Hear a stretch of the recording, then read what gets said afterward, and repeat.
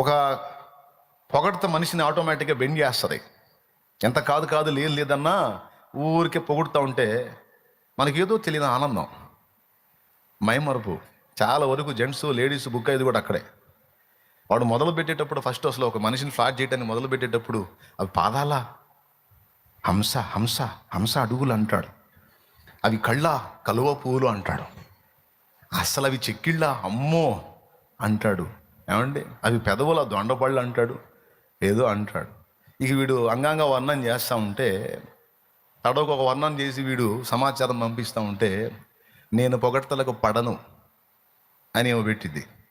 పెట్టి అంతటితో ఆగిద్దా, మళ్ళీ ఆడేమో పొగిడి పంపిస్తాడేమో అని చూసిద్ది.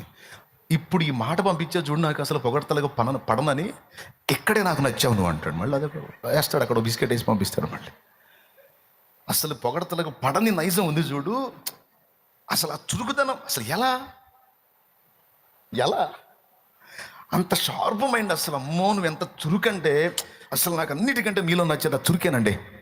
అమ్మో ఊరకలు ఆవులు ఇస్తే లెక్కేస్తారండి మీరు. ఆడ బుక్ అయి కూర్చుంది అమ్మ. మా తల్లులు మా రాజులు మా అమ్మలో ముందుంటారు. ఏం చేద్దాం, ఎవరు మోసం చేసినా ఆడతల్లుల్ని.